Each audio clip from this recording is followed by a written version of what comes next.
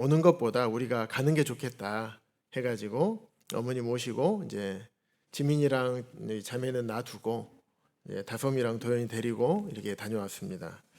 한 3시간 정도 걸리더라고요. 안 쉬고 가면 한 2시간 40분 집에서 거기까지 걸리는데 한 3시간 정도 걸려서 다녀왔습니다. 참 오가는 길에 이런저런 이야기를 많이 했습니다. 제 어머니랑 혹시 우리 성도님들 부모님들이랑 이런저런 이야기 많이 합니까? 혹시 우리 어르신들뿐만 아니라 일반 성도님들 부부끼리 대화 많이 하십니까? 어떤 분들은 하신다는 분들도 계시고 어떤 분들은 하지 않으시고 또 연세가 좀 있으신 이제 어르신들께서는 뭐 웃을 일도 없고 할 말도 없고 그런다고 하셔요. 그런데 손주들이 있거나 그러면 손주들 때문에 웃고 대화를 하신다고 합니다. 어쨌든 이번 명절 기간이 연휴가 길어서 그동안 부모님과 시간 보내지 못했던 분들 또 대화 나누지 못했던 분들 이렇게 많은 대화도 나누시고 좋은 시간 보냈을 거라 생각이 됩니다. 오늘 말씀의 주제는 회복입니다. 회복. 이 그림이 무슨 그림인지 아시겠습니까? 예, 아시는 분도 계시는 것 같아요. 이 성도님들 얘기하시는 거 들어보니까 돌아온 탕자의 그림입니다. 그래서 탕자가 아버지께로 돌아오는 것, 그게 회복이죠. 예. 그래서 우리가 구원이라는 게 참 구원에 대한 많은 오해가 있는 것 같아요. 지옥 가지 않고 단순히 천국 가는 것, 이게 구원 맞습니까? 예, 그것도 구원이죠. 하지만 하나님께서 우리를 구원하신 본래의 목적과 의미가 무엇일까? 하나님의 영광을 위해 창조한 자를 내게 오게 하라. 이사야 43장 7절에 그렇게 말씀하고 계시거든요. 결국에는 죄로 인해서 가로막힌 하나님과 사람 사이의 관계를 회복하기 위해서 우리를 구원해 주신 것입니다. 그래서 회복이 되려면 죄가 없어야 되겠죠.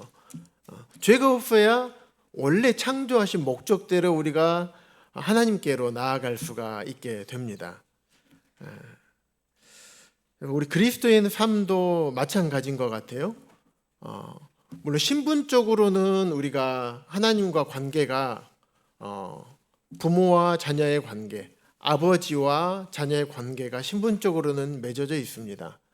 하지만 상태적으로 봤을 때 부모와 자녀의 관계가 마치 끊어진 것처럼 보이는 경우도 있어요. 그 관계를 회복하게 하는 것.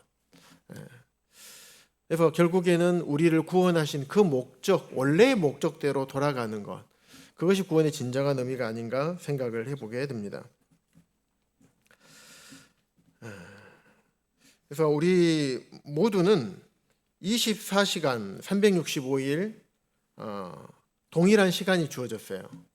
그런데 우리가 모두 깨어 있을 수 있는가? 깨어 있을 수가 없습니다. 잠 안 잔다는 얘기가 아니고요. 영적으로 깨어 있을 수가 없어요. 왜냐하면 우리 죄의 본성이 있기 때문에 그렇습니다. 그래서 따라서 우리가 때로는 졸고 있을 때가 있습니다. 영적으로. 또 때로는 영적으로 잠을 자기도 합니다. 그럴 때 뭐가 문제냐? 호시탐탐 삼킬 자를 찾아서 두루 다니는 마귀가 문제입니다. 그래서 하나님께서 너무나 사랑하시는 하나님의 자녀들, 때로는 졸 수도 있고 잘 수도 있는데 그 자녀들에게 틈을 타서 죄를 심어주고 그래서 하나님과의 관계를 멀어지게 하고 하나님의 원래 우리 창조하시고 우리를 구원하신 목적에 때로 살지 못하게 방해하고 회방하고 참 그런 일들이 우리 안에 겪게 됩니다. 한 번, 두 번 넘어지면 그렇다 볼 수 있죠. 하지만 똑같은 것에 수없이 많이 넘어지는 것이 참 우리들의 연약한 모습입니다. 그럼에도 불구하고 하나님께서 우리를 보실 때 어떤 사람들로 보십니까? 하나님께 사랑하시는 하나님의 자녀로 우리를 보십니다. 그것이 하나님 앞에 하나님께서 우리를 의롭다고 인정해 주시는 겁니다. 여기에 무덤의 비석이에요. 무덤의 비가 있는데 미국 노스캐롤라이나 주에 있는 샬롯이라는 지역에 있는 무덤입니다. 누구의 무덤이냐면 글씨 보이시는 분들은 보이실 수 있습니다. 빌리 그레엄 목사님의 아내인 루스 여사님의 묘예요. 거기 위에 딱 한 글자 써져 있습니다. 그것도 한문으로 의. 우리는 모든 사람 안에 속해 있죠. 로마 3장 23절에 있는 것처럼 죄인입니다. 그리고 3장 10절에서 말씀하신 것처럼 의인은 없나니 하나도 없어요. 다 죄인입니다. 하지만 참 루스 여사님 왜 의라는 하나만 적게 하셨을까? 오직 의인은 원래 우리 죄인이었는데 하나님께서 우리에게 주신 의, 예수 그리스도죠. 그분으로 말미암아 우리가 의를 얻게 되었고 우리가 의롭다 여기심을 받은 사람이 되었기 때문에 그 은혜를 평생 잊지 못하고 사셨던 것 같습니다. 우리가 하나님께서 우리에게 주시는 의, 우리를 의롭다 여겨주시기 위해서 우리가 한 것이 아무것도 없어요. 우리의 불법이 하나님 앞에 사함받기 위해서 우리가 할 수 있는 것도 없고 할 수도 없어요. 있습니다. 죄에 대한 벌을 받으면 됩니다. 의롭게 되겠죠. 그런데 이미 그때는 지옥에서 영원한 고통을 받게 될 것입니다. 그리고 주님께서 우리의 죄를 인정하지 않는데요. 죄를 아예 없다고 보시는 게 아니라 우리 이 죄를 인정하지 않는 거예요. 처벌할 죄를 인정하지 않는 겁니다. 이 놀라운 은혜를 깨닫고 그 은혜 평생 감사하면서 살았던 것 같습니다. 그래서 이 묘에 오시는 많은 사람들이 추모하러 올 때 이 의, 내 것으로부터 나는 것이 아니다 라는 것을 우리에게 알려주고자 하는 것이 아니었을까 생각이 됩니다. 이것이 우리에게 은혜입니다. 그래서 회복은 우리가 은혜의 자리를 벗어날 때 다시 그 은혜의 자리로 가는 것이 성경에서 말씀하시는 회복의 진정한 의미입니다. 회복이라는 단어의 의미는 돌이킬 회자에다가 되돌릴 복자입니다.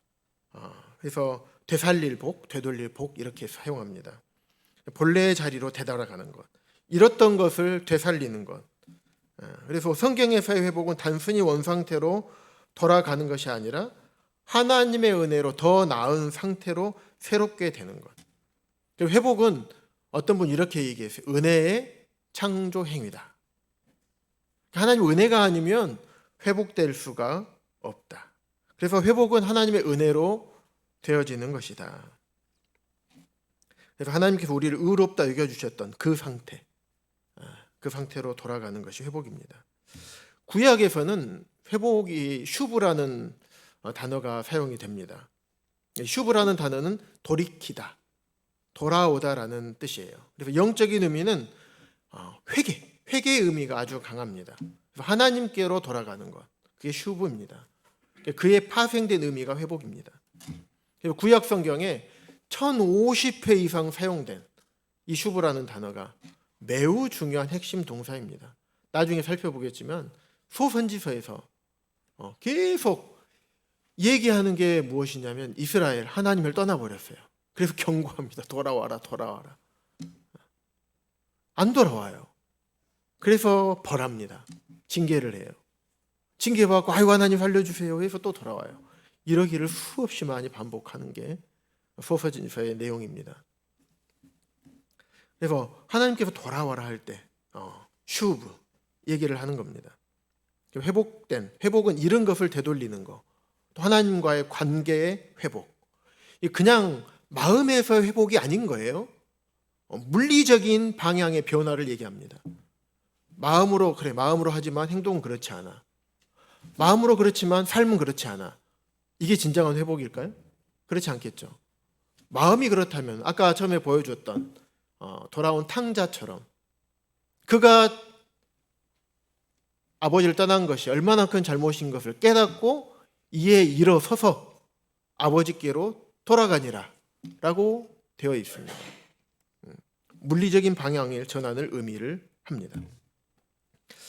그래서 시편에 보면 내 영혼을 소생시키시고, 내 영혼을 소생을 시켜요. 소생시킨다는 말은 소생이 되어 있기 때문에 소생을 시킵니까? 아니겠죠. 소생되지 않았기 때문에 내 영혼을 소생시키는 거예요. 다시 되돌리시는 거예요. 그래서 자기 이름을 위하여 의의 길로 우리를 인도하시는 분. 구약의 회복은 이런 의미가 있습니다.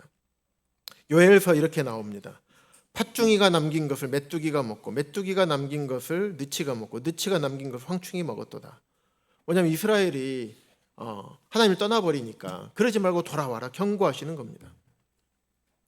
그래서 여호와의 말씀에 너희는 이제라도, 내가 많이 참았는데 내가 이렇게 경고하잖아, 이제라도 금식하고 울며 애통하고 마음을 다해서 내게로 돌아와라.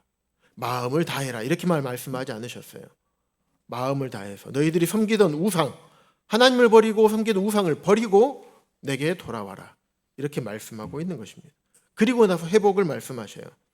내가 전에 너에게 보낸 큰 군대, 요엘서 1장 4절 있는 것처럼 메뚜기, 느치, 황충, 팥중이가 먹은 횟수대로 너에게 다시 회복시켜 줄 것이다. 나에게 돌아오면 다시 회복시켜 줄 것이다 얘기합니다. 요엘서에서는 이렇게 또 말씀하셔요. 너희는 옷을 찢지 말고 겉으로 하는 것처럼 하지 말고 정말 마음을 찢어라.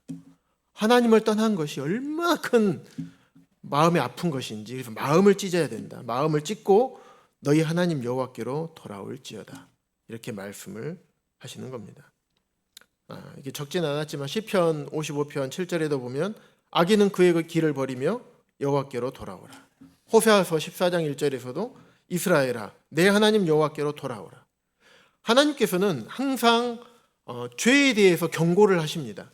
심판할 거야, 돌아와야 돼, 경고를 하셔요. 그리고 구원의 길을 마련해 놓으십니다.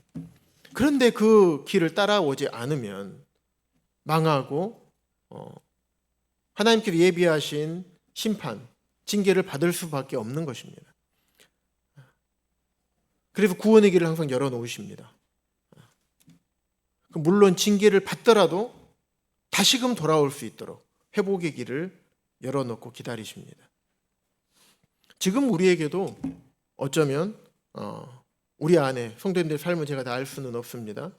하지만 하나님 앞에 온전히 돌아오지 못한 이런 분이 계시다면 우리에게도 지금 열어져 있는 것입니다.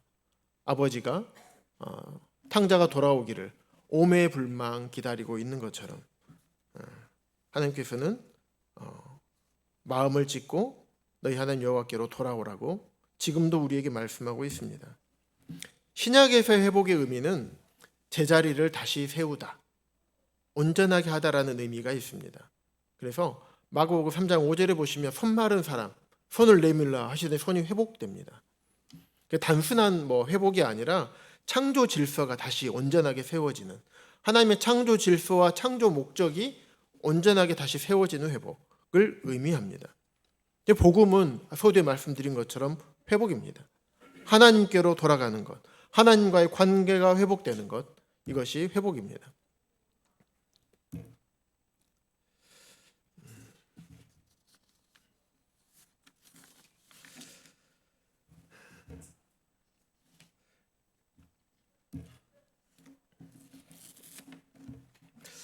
어떤 미국의 기업가고 강연가이고 작가이고 어떤 멘토의 어떤 사역들을 많이 하셨던 짐 론이라는 분이 있습니다. 그분은 미국의 작은 농장에서 태어나서 평범한 청년으로 살았어요. 그러다가 멘토 한 사람을 만나가지고 굉장히 이 사람이 자신의 인생의 원칙을 세우고 또 자기 관리를 하게 되고 시간 관리, 또 목표 설정의 어떤 철학도 세우고 굉장히 유명한 사람이 되었습니다. 그 사람이 이런 얘기를 했어요. 인생의 고민은 두 가지밖에 없다. 왜냐하면 첫 번째, 자기를 다스리는 고민. 또 두 번째는 후회를 하는 고민. 왜 이 두 가지 고민을 하게 됐을까? 왜 사람에게는 이 고민 두 가지밖에 없다고 했을까? 첫 번째, 자기를 다스리는 고민. 자기를 다스리는 것이 그만큼 어렵기 때문입니다. 모든 사람에게는 죄성이 있어요. 저와 성도님들 모두에게 죄성이 있습니다. 그래서 우리의 죄성, 우리의 욕망, 또 우리가 절제하지 못하는 감정, 분노, 우리 온전히 신뢰하지 못하는 불안감, 또 충성스럽고 성실하지 못하는 게으름, 이런 것들이 우리 안에 다 있습니다. 그럼 이런 것들을 다스리는 것이 굉장히 어렵습니다. 하지만 이 고민을 한 사람, 자기를 다스리는 고민, 어떻게 하면 다스릴 수 있을까? 어렵고 힘들고 그런 과정을 반드시 겪어야 됩니다. 하지만 이 고민을 한 사람은 결국 후회가 줄어듭니다. 순간의 감정에 휘둘리지 않고 또 깊이 있는 결단으로 나아가게 되기 때문에 그렇습니다. 자기를 다스리는 것이 잠언에서도 성을 빼앗는 자보다 낫다라고 말씀하고 있습니다. 두 번째 고민, 후회를 하는 고민이라고 합니다. 모든 사람이 하는 것이 후회입니다. 한두 번 하는 것이 아니에요. 스스로를 다스리지 못한 결과로 생긴 마음의 짐입니다. 그때 그렇게 하지 말걸. 내가 거기 있다고 왜 투자를 했을까? 내가 왜 그 말을 했을까? 내가 그 일을 반드시 했어야 되는데 내가 놓쳤어. 후회. 이렇게 하는 후회가 여기에 속합니다. 이미 지나간 일에 대한 후회죠. 그런데 이미 지나가 버리면 그것을 돌이킬 수는 없습니다. 내가 잘못 행한, 잘못 선택한 그걸로 인해서 돌이킬 수 없는 결과가 우리에게 찾아옵니다. 그로 인한 후회입니다. 하지만 이 후회를 하는 고민, 이게 나쁜 것이기만 할까요? 아닙니다. 때로는 이 후회를 하는 고민, 이것을 통해서 사람이 회개로 이어질 수가 있습니다. 하지만 회개로 이어지지 않는, 만약에 이런 후회 때문에 생기는 고민, 이것이 회개로 이어지지 않으면 낙심과 낭망, 또 자책을 하게 됩니다. 그래서 심지어는 많은 사람들이 자살을 많이 하게 되죠. 현재 우리나라의 40대의 사망률 1위가 암을 넘어섰습니다. 자살이 암을 넘어섰습니다. 그만큼 삶의 짐이 무거운 거죠. 그리고 어쩔 때 보면 내가 이렇게 했었으면 어땠을까라는 후회 때문에, 또 나의 실수 때문에 그것을 극복하지 못하고 자살을 하는 사람들이 많습니다. 그래서 저는 후회를, 누가 다른 사람이 뭐라고 하든지 간에 저는 후회는 좋은 것이라고 생각합니다. 반드시 필요합니다. 이런 후회도 없다는 것은 자신의 잘못을 알지 못하거나 아니면 알면서도 후회를 하지 않는다면 그건 대책이 없는 사람입니다. 그래서 후회를 하는 고민, 사람에게 반드시 필요합니다. 중요한 것은 후회를 한 뒤 어떤 태도를 가지느냐 입니다. 일어나려는 마음이 있는가? 돌이키려는 마음이 있는가? 그래서 후회, 회개, 얼핏 보면 비슷해 보이지만 성경적으로는 근본적으로 다른 방향을 가리킵니다. 그래서 보면 한 글자 차이잖아요. 회자는 한 글자 같습니다. 하지만 한쪽은 자신에게 머물러 버려요. 후회는. 하지만 회개는 하나님께로 돌아가는 겁니다. 방향성이 다릅니다. 고린도후서 7장 10절에 보시면 하나님의 뜻대로 하는 근심은 후회할 것이 없는 구원에 이르게 하는 회개를 이루는 것이다. 반면에 세상 근심은 사망을 이루는 것이라고 말씀하고 있습니다. 하나님의 뜻대로 하는 근심.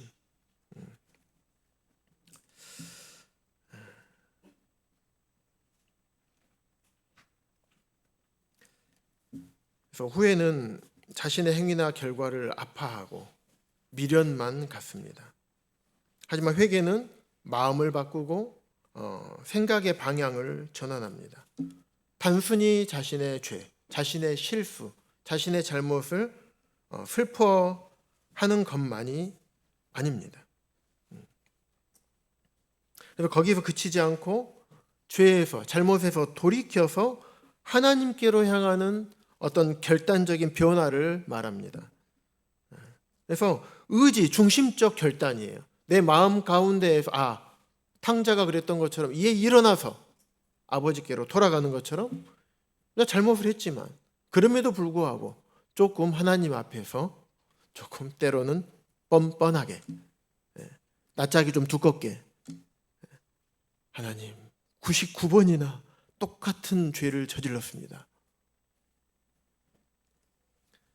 7번씩 70번이라도 용서하라 그랬죠. 하나님 우리가 하나님 앞에 언제든지 마음에 통회하는 심령으로 돌아갔을 때 하나님은 용서해 주십니다. 그리고 회개는 내 마음 가운데서 죄를 이제 내가 이 지긋지긋한 죄를 버리기로 마음으로 결정을 하는 겁니다. 뿐만 아니라 그 죄에 대해서 내가 책임을 지는 것입니다. 솔직하게 하나님 앞에 자기의 죄를 인정하고 죄를 버리는 것. 예수님께서도 사람들의 죄에 대해서 대가를 지불하셨습니다. 사람들의 죄에 대해서 책임을 져주신 거예요. 십자가의 보혈로, 그분의 생명으로. 그랬을 때 우리가 그분을 믿음으로 말미암아 우리가 죄에서 자유로워지게 된 것입니다. 내가 치러야 되는데 예수님께서 대신 치러 주신 거죠. 예전에 보니까 요즘은 그런 뉴스가 안 나오는 것 같아요. 예전에 그런 뉴스를 많이 봤습니다.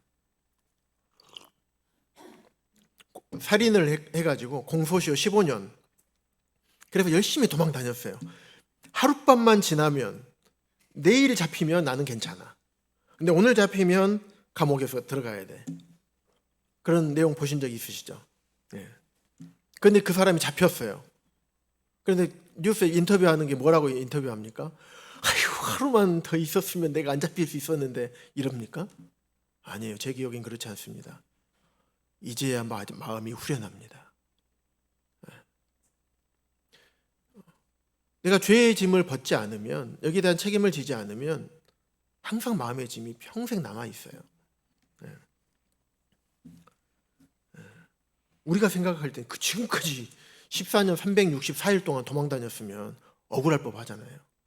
그런데 그 사람의 마음에는 그게 아닌 거예요. 근데 요즘은 또 그렇지도 않은 것 같습니다. 세상이 하도 험해가지고. 어쨌든 후회와 회개의 다른 점, 방향성이라는 것입니다. 성경에 보면 베드로는 어땠습니까? 예수님을 3번이나 부인했죠. 그리고 예수님을 떠나버렸어요.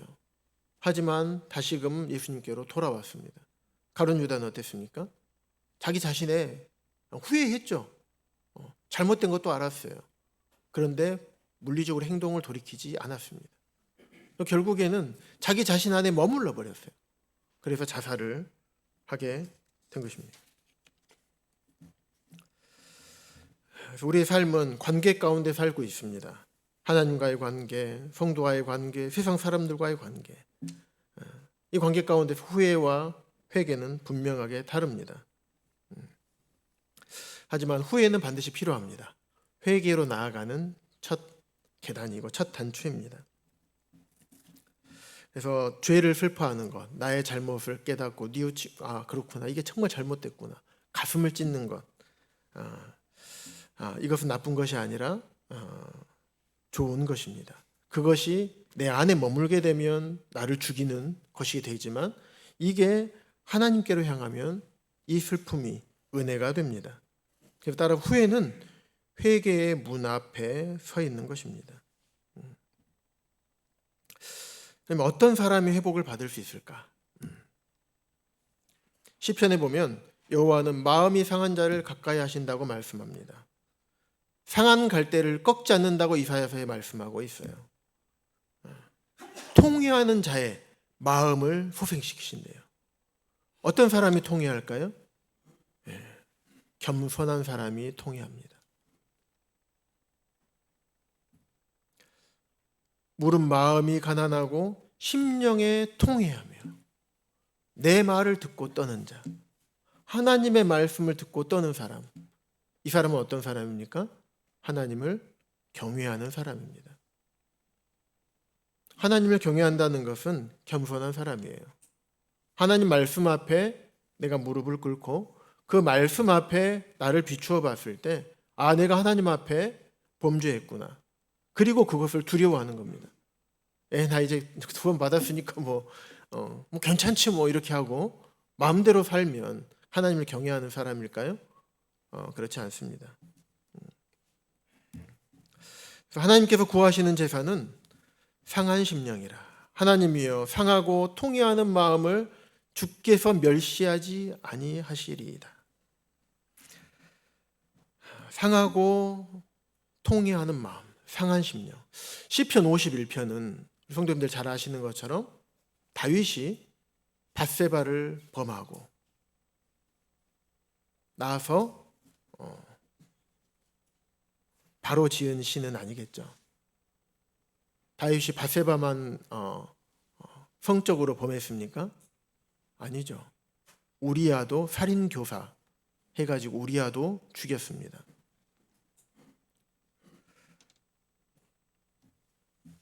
제가 한 몇 달 전부터 한 2달 정도 된 것 같아요. 사무엘서를 좀 계속 좀 보고 있습니다.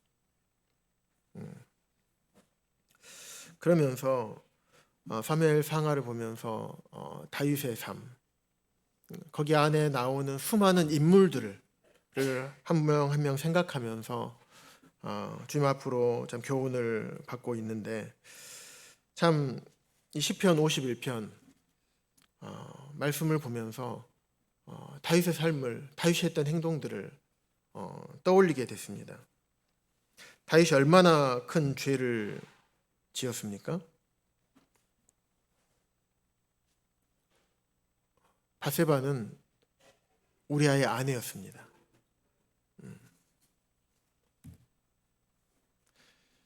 남의 아내였어요. 우리 형제님들 어떨 것 같습니까? 상상도 하기 싫죠.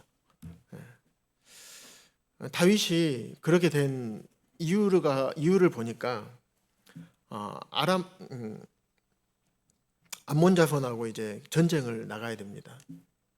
왕권이 이제 안정이 됐어요. 뭐 전쟁에 나갈 때 왕들이 나가야 돼요. 왕이 앞에서 나가서 함께 전쟁에 출전을 해야 됩니다. 그런데 다윗은 예루살렘에 그대로 있더라. 자기가 있어야 할 위치에 있지 않았던 겁니다. 자기는 전장에 있어야 될 사람이 이제 전장에 가지 않는 겁니다. 그렇게 겸손했던 다윗. 그런데 그러지 않았어요. 사울이 다윗을 쫓아다닐 때 다윗은 어땠습니까? 하나님을 의지했습니다. 하나님께서 그를 살려주셨고 그에게 먹을 것을 입혀주셨고 그를 돌봐주셨고 그를 왕으로 기름 부은 이후에 되어진 일입니다. 골리앗 앞에 섰을 때도 하나님께 능력 주시고 지혜 주시고 힘을 주셔서 골리앗을 이기게 했고, 다윗은 만만하여 사울은 천천히고 이렇게 얘기했을 때 겸손하도록 사울을 두셔서 다윗을 계속 그렇게 훈련을 시켰습니다. 다윗이 전쟁하는 동안에 어땠습니까? 계속 하나님께 여쭤보고 하나님께서 그와 함께 하셨을 때 다윗이 형통했어요. 그런데 그 마음 가운데 있어야 할 자리에 있지 않게 된 겁니다. 그래서 저녁 때 다윗이 그의 침상에서 일어난 겁니다. 왕궁 옥상에 거닐다가 그곳에서 보니 한 여인이 목욕을 하는 거예요. 그때 마귀가 틈을 타는 겁니다. 심히 아름다워 보이는지라. 어디서 많이 들어본 얘기 같죠? 창세기 3장에서 선악과. 있어야 될 곳에 있지 않으면 미혹을 당하게 됩니다. 그래서 다윗이 바세바를 데리고 와서 동침하게 됩니다. 그리고 바세바는 임신을 하게 돼요. 그래서 임신 사실을 숨기기 위해서 어쩌면 임신을 안 했으면 그냥 지나갔을 수도 있지 않았을까라는 생각도 해봤어요. 그런데 임신을 해버린 거예요. 그러면 이걸 숨겨야 될 거 아니에요. 그래서 한참 암몬하고 한참 최전방에서 이렇게 잘 열심히 싸우고 있는 우리아라는 충성스러운 장수를 데리고 오라 그래요. 와요. 그래서 집으로 가라. 휴가를, 특별 휴가를 줍니다. 그래서 네 아내 바세바와 동침해라. 왜 그랬을까요? 자기의 죄를 감추려고. 내가 한 게 아니라 너가 동침해서 생긴 아이야. 바세바는 알고 있겠죠. 그 신하들도 알고 있겠죠. 우리아를 데리고 오게 한 신하들, 바세바를 데리고 온 신하들은 알고 있을 겁니다. 그리고 가장 중요한 건 하나님은 알고 계십니다. 그런데 이 우리아는 충성된 사람이에요. 왕이 베풀어준 호의를 거절합니다. 내 부하들이 전쟁에서 싸우고 있는데 내가 어찌 나의 즐거움과 나의 편안함을 위해서 내가 집에서 자고 아내랑 할 수 있겠느냐, 동침할 수 있겠느냐, 그럴 수 없다 해가지고 밖에서 자요. 그래서 다윗이 그 소식을 듣고 전가를 써가지고 우리아 손에 쥐어서 보내요. 요압한테 보냅니다. 거기 써있는 전갈은 뭐냐면 우리아 이 사람을 최전방 가장 치열한 곳에 보내라. 그래서 죽여라 해요. 자기의 어떻게 보면 살생부, 살인 교사의 내용이 적어져 있는 것을 그 사람에게 들려보내는 거예요. 제가 이 얘기를 보는데 열불이 나더라고요. 와, 사람이 이렇게 악해질 수 있구나. 자신의 잘못을, 죄를 덮으려고 세상에 어떻게 하나님의 은혜를 입은 사람이 어떻게 이럴 수가 있는가. 그럼 맞아 죽게 하라. 그래서 어떻게 됐습니까? 우리아는 거기서 죽게 됐습니다. 요압이 이렇게 얘기해요. 다윗 전령한테 혹시 이 소식을 이제 전장의 소식을 다윗한테 이제 소식을 전해라라고 보냅니다. 혹시 왕이 왜 이렇게 패배하고 왜 이렇게 싸우고 너를 추궁하고 책망하고 화를 내시거든. 아이고 우리아가 죽었습니다. 이렇게 말해라. 요압은 다 알고 있죠. 다윗의 군대 장관이었던 요압 다 알고 있습니다. 그렇게 얘기하라고 한 거예요. 그래서 전령이 가서 그렇게 얘기했더니 다윗이 이렇게 얘기하는 겁니다. 다윗이 전령에게 이르되 너는 요압에게 이같이 말하기를 이 일로 걱정하지 마. 칼은 이 사람이다. 저 사람이라 삼키는 거야. 그 성을 향하여 더욱 힘써 싸워 함락시키라. 하여 너는 그를 담대하게 하라 하니라. 요압을 오히려 칭찬합니다. 요압 담대하게 하고 성을 함락하게 하라. 이게 사람이 할 짓입니까? 제가 막 얘기를 들으면서 말씀을 보면서 막 속에서 열불이 나가지고 야, 사람이 얼마나 악해질 수 있는가. 이런 말도 안 되는 행동을 한 다윗 정말 용서받을 수 있고 용서받아야 합니까? 제가 좀 감정이입을 잘합니다. 그래서 드라마 보면 막 울어요. 슬픈 영화 보면 막 혼자 막 훌쩍훌쩍 울고 있어요. 감정이입이 막 돼가지고 말씀에 감정이입이 돼가지고 막 올라갔다 내려왔다 했습니다.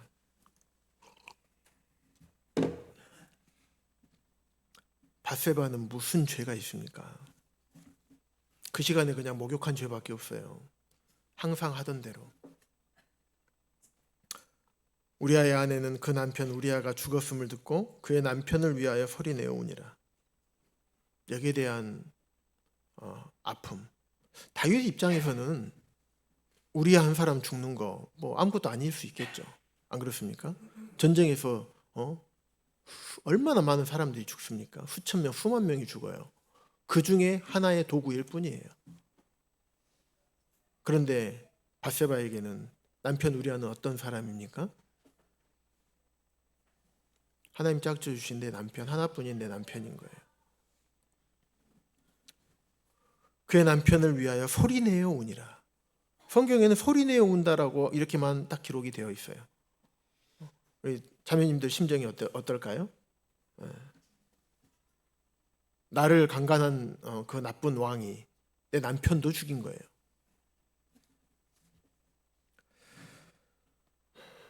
밧세바가 당한 고통을 생각해 보아야 합니다. 사랑하는 남편, 정직하고 성실했을 것입니다. 자기를 죽일 줄 몰랐던 그 왕에게 충성을 다했어요. 휴가를 줬는데도 휴가도 반납하고 자기의 밑에 부하들을 엄청나게 사랑하고 아꼈던 참 본을 보였던 그런 장수였던 것 같습니다. 지금 시대로 말하면 참군인이죠. 참군인. 참군인.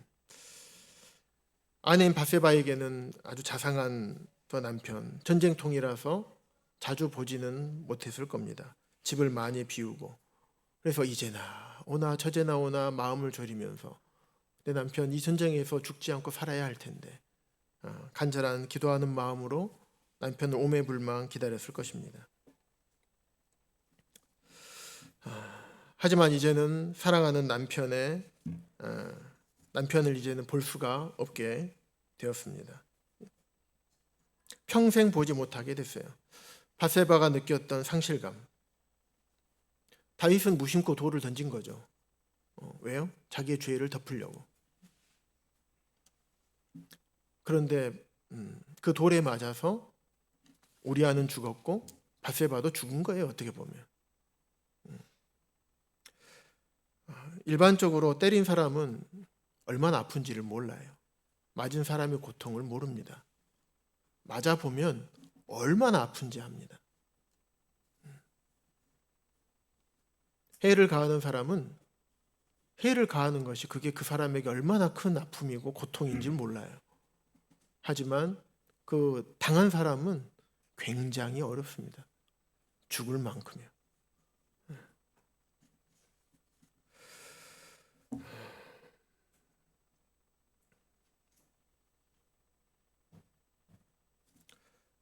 그래서 우리가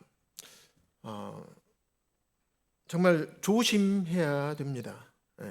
하나님의 몸된 교회 안에서 또 우리가 다윗과 같이 그런 행동을 하지 않도록 자신을 살피고 다른 사람을 살피고 해야 합니다.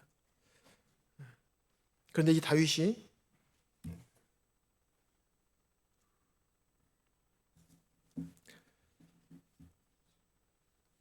바로 깨달았을까요? 다 바로 깨닫지 못했습니다. 제가 사무엘하 12장을 좀 읽어드리겠습니다. 여호와께서 나단을 다윗에게 보내시니 12장 1절부터 6절입니다. 그가 다윗에게 가서 그에게 이르되 한 성읍에 두 사람이 있는데 한 사람은 부하고 한 사람은 가난하니 그 부한 사람은 양과 소가 심이 많아. 부자인 사람은 양과 소가 심이 많아요. 그런데 가난한 사람은 아무것도 없고 자기가 사서 기르는 작은 암양 새끼 한 마리밖에 없어요. 그 암양 새끼는 그와 그의 자식과 함께 자라며 그가 먹는 것을 먹으며 그의 잔으로 마시며 그의 품에 누움으로 그에게는 딸처럼 되었거늘. 어떤 행인이 그 부자에게 오매 부자가 자기에게 온 행인을 위하여 자기의 양과 소를 아껴 잡지 아니하고 가난한 사람의 양 새끼를 빼앗아다가 자기에게 온 사람을 위하여 잡았나이다 하니. 이렇게 나단 선지자가 다윗한테 예를 들어서 얘기한 거예요. 부자가 지금 많은 거 잡아갖고 하지 하나밖에 없는 자기 딸 같은 그런 암 새끼 양을 빼앗아가지고 잡아가지고 접대를 하면 되겠느냐 이 말이죠. 그러니까 다윗이 엄청나게 분노합니다. 5절에 보면 다윗이 그 사람으로 말미암아 노하여 나단에게 이르되 여호와의 살아계심을 두고 맹세하노니 이 일을 행한 그 사람은 마땅히 죽을 자라. 그가 불쌍히 여기지 아니하고 이런 일을 행하였으니 그 양새끼를 4배나 갚아 주어야 하리라 한지라. 출애굽기 22장 1절에 보면 소를 그렇게 가져가 훔치거나 죽이면 5배 갚고요, 양은 4배 갚으라 그랬어요. 그냥 입 닦으란 얘기가 아니에요. 그래서 4배나 갚아줘야 하리라 얘기를 한 거예요. 그때 7절에서 이렇게 얘기합니다. 나단이 다윗에게 이르되 당신이 그 사람이라.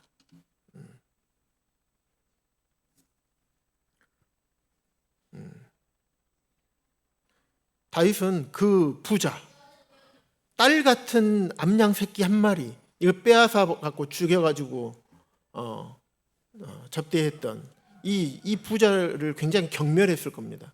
굉장히 노했고, 근데 그 사람이 당신이라고 얘기했을 때 다윗의 반응이 어땠습니까? 다윗의 반응은 바로 거기서 무릎을 꿇습니다. 여기에 다윗의 존경할 수 있는 점이 있는 것 같아요. 왜 존경할 점이 있는지 뒤에서 말씀을 드리도록 하겠습니다. 7절에서 나단이 다윗에게 이르되 당신이 그 사람이라 라고 얘기하면서 이렇게 얘기합니다. 이스라엘 하나님 여호와께서 이와 같이 이르시기를 내가 하나님이 다윗 너를 이스라엘 왕으로 기름 붓기 위해서 너를 사울의 손에서 구원하고 내 주인의 집을 내게 주고 내 주인의 아내들을 내 품에 두고 이스라엘과 유다 족속을 내게 맡겼느니라. 만일 그것이 부족하였을 것 같으면 내가 내게 이것저것을 더 주었으리라. 하나님께서는 다윗을 이렇게 생각했던 거예요. 근데 9절에 보면 그런데 어찌하여 그런 너가 받을 수 없는, 받을 자격이 없는 사람이 그런 엄청난 은혜를 받았는데 어찌하여 내가 여호와의 말씀을 업신여기고 나보기 악을 행하였느냐. 하나님께서는 사람에게 범죄한 것도 하나님께 범죄한 것으로 보십니다. 이제 내가 나를 업신여기고, 왜 사람에게 범죄한 걸 하나님께 범죄한 것으로 보실까요? 하나님의 말씀을 어겼기 때문에 그렇습니다. 하나님을 무시한 거죠. 그리고 업신여긴 겁니다.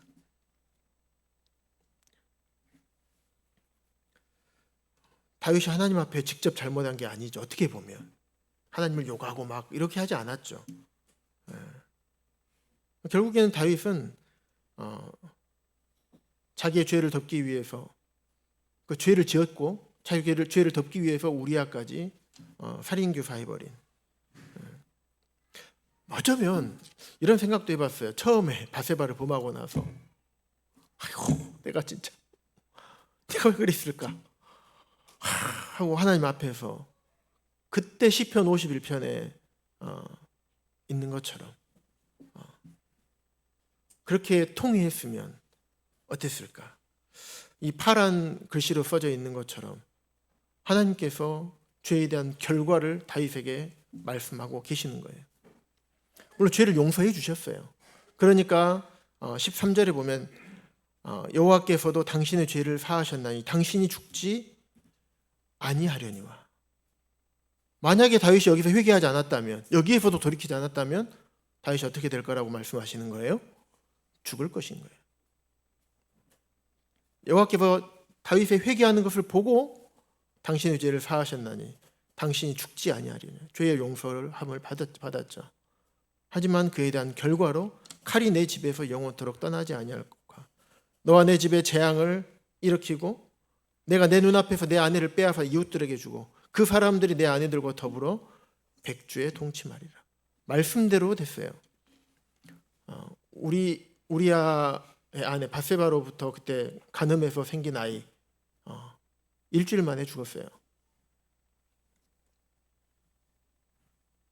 그 다음에 암논 누이 다말을 범해가지고 압살롬이 죽여버렸습니다. 다윗의 아들이죠.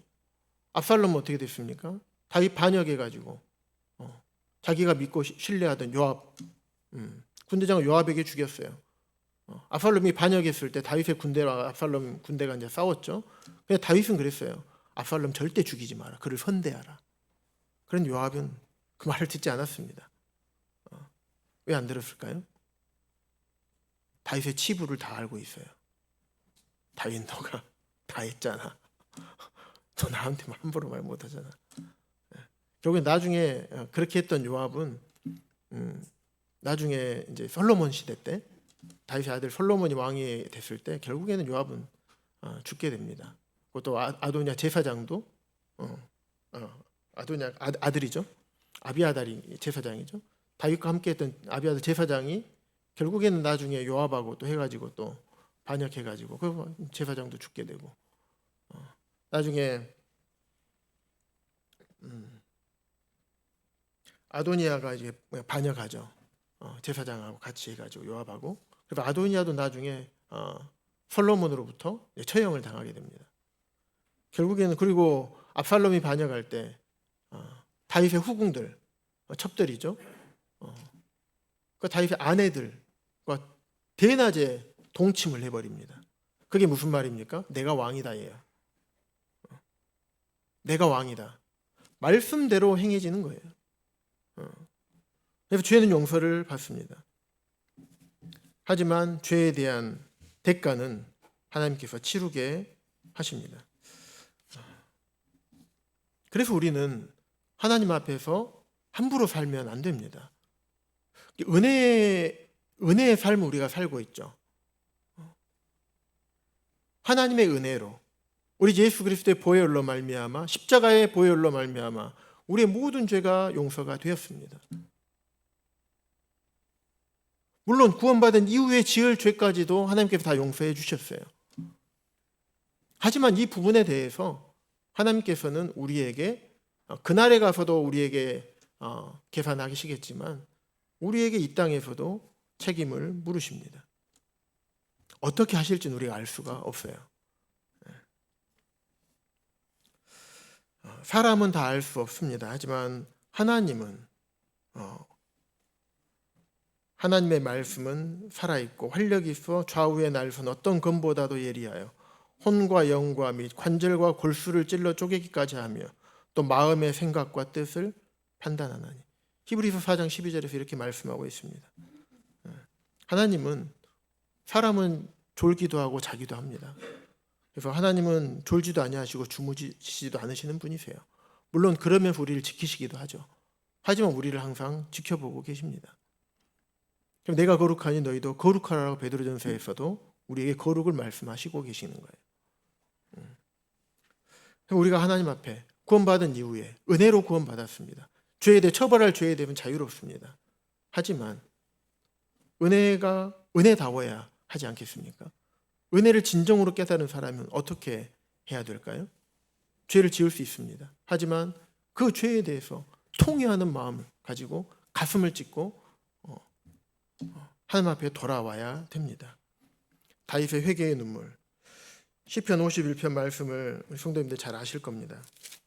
시간이 없으니까 제가 다 읽지는 못하고요.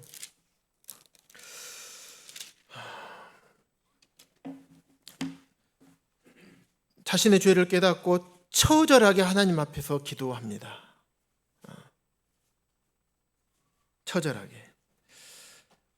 혹시 성도님들 가운데서 하나님 앞에 죄를 범한 다음에 처절하게 눈물로 기도해 보신 적이 있으십니까? 저는 몇 번 있습니다. 제가 생각해도 주님 앞에 합당하지 못하게 삶을 살았던 때가 있었어요.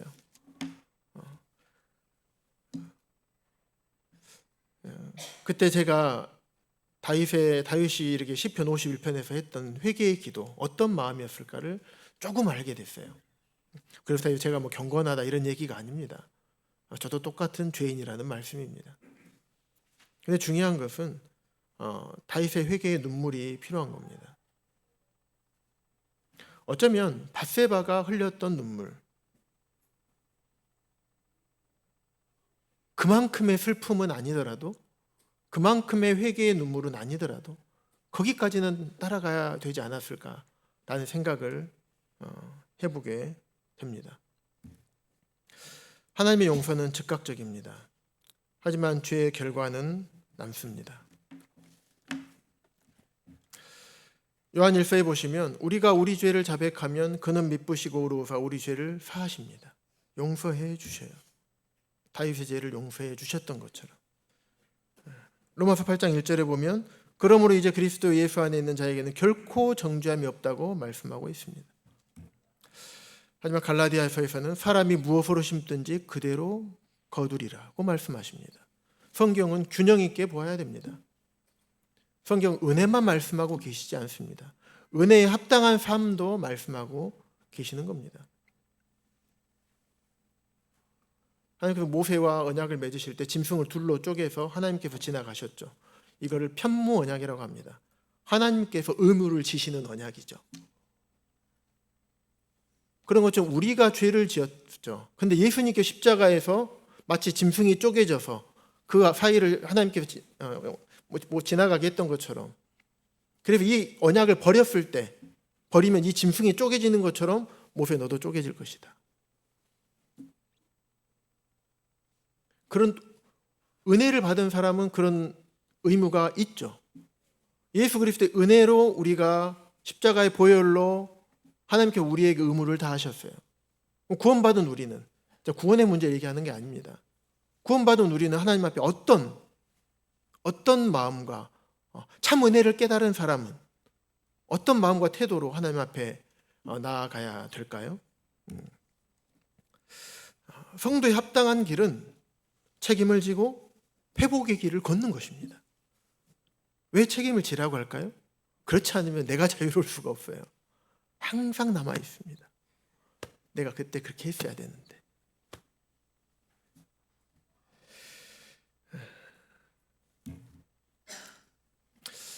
이 영화는 밀양이라는 영화입니다.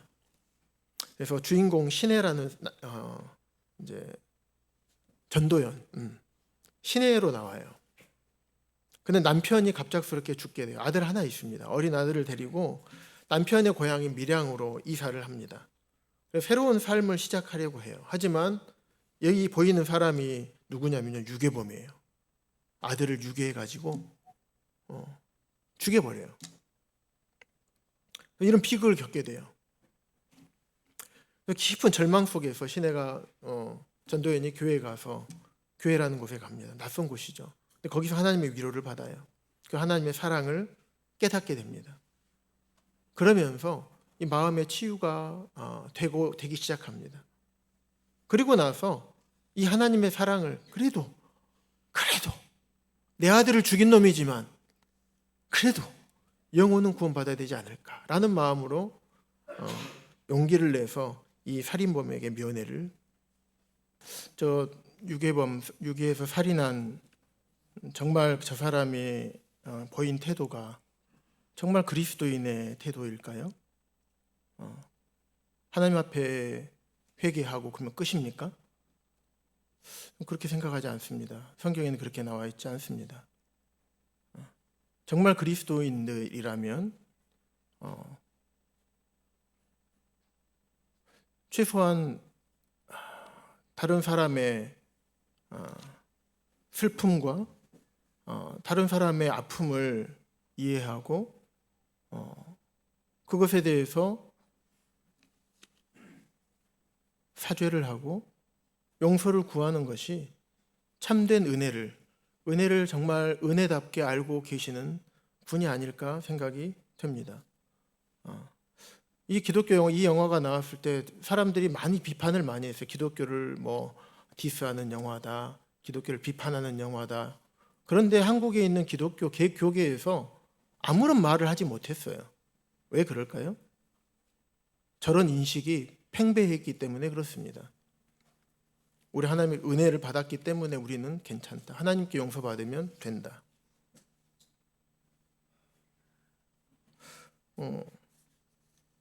과연 그럴까? 성도님들 생각이 어떠실지는 제가 잘 모르겠습니다. 상처를 무시한 회개, 완전한 회개가 될 수 있을까요? 저 살인자가 진정으로 하나님께 용서를 받았다면 죽은 아이에게도 남은 엄마에게도 용서를 구해야 할 것입니다.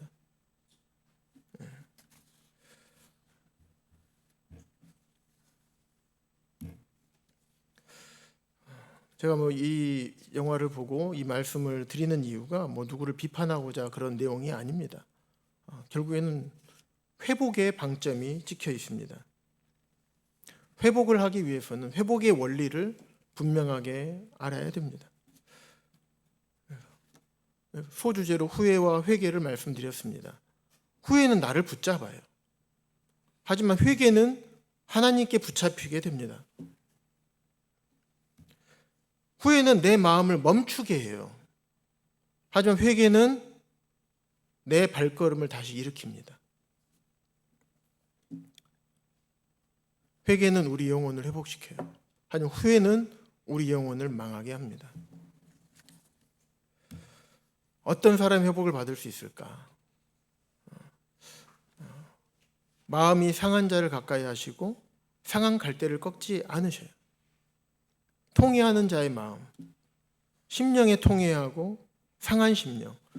맨 마지막에 시편 51편 17절, 하나님께서 구하시는 제사, 하나님께서 원하시는 것은 순종입니다. 우리 통해서 하지 않으시더라도 우리를 통해서 많은 일들을 하실 수 있고, 다른 사람을 통해서 일을 하실 수도 있고, 다른 사람으로부터 영광을 받으실 수 있어요. 하지만 하나님께서 우리에게 요구하시는 것은 상한 심령인 거예요. 죄에 대해서 통회하고 그 앞에서 뉘우치는 그런 마음을 주께서 멸시하지 않으십니다. 그래서 제가 말씀을 이렇게 살펴보면서 우리 성도들이 또 제 자신이 어떻게 살아야 될까? 그래서 저희들이 혹시 개인적으로 제가 우리 아이들에게 잘못하면 잘못해서 혼낼 때가 있거든요. 제가 잘못해서 오해해서 착각해가지고 엄청 혼내고 났는데 자매가 나중에 여보 이거 그거 아니야. 그래? 아이고 내가 엄청 혼내놨는데 창피하잖아요. 아빠의 권위도 있는데. 그래도 가서 얘기합니다. 아들, 아빠가 미안해. 예. 근데 그 얘기할 때 어찌나 마음이 아픈지요. 예. 아들이 당했을, 자기는 잘못 안 했는데 당했을 근데 말도 못하고 아빠니까 혼내니까 당하기만 하고.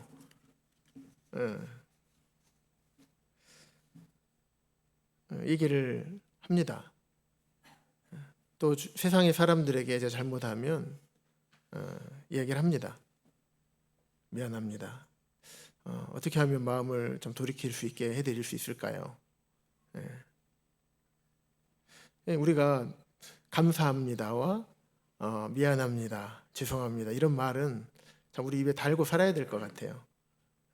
그렇게 되면 참 하나님 앞에나 사람 앞에나 그렇게 되면 참 우리 마음 가운데 참 평안이 찾아오고 우리가 하나님 앞에 나아갈 수 있고 온전히 하나님 앞에 죄로 인해 가로막혔던 것들, 주님과 우리, 교회 안의 성도와 성도, 우리와 세상 사람들, 이 관계 가운데 막혀있던 것들, 이게 죄잖아요 결국에는. 하지만 그것이 없어져야 온전한 관계 회복이 되겠죠. 그게 없어지지 않으면 온전한 관계 회복이 쉽지 않습니다. 왜냐하면 우리는 사람이기 때문에. 물론 우리가 바라봐야 될 지향점은 아가페 사랑이죠. 다른 사람이 어찌하든 간에 내가 사랑해야 되는 거 맞죠. 하지만 그게 우리 마음의 중심 가운데서 그게 온전하게 되는가? 하나님께서는 일방적인 것을 얘기하지 않으셨어요. 항상 쌍방으로 얘기를 하셨습니다. 은혜를 베풀어 주셨고 우리는 은혜에 합당한 삶을 살아야 되는 것이고 그래서 참 어쩌면 좀 무거운 주제일 수도 있고 내용이 무거울 수 있지만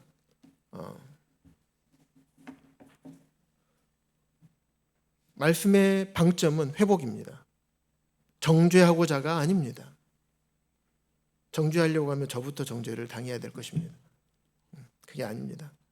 그래서 회복의 원리에 따라 맞게 우리가 하나님 말씀을 경외하고 하나님 말씀을 듣고 두려워함으로 말씀에 순종해서 우리 모든 삶 가운데 온전한 회복이 이루어지기를 간절히 바라는 마음이 있습니다. 기도드리겠습니다.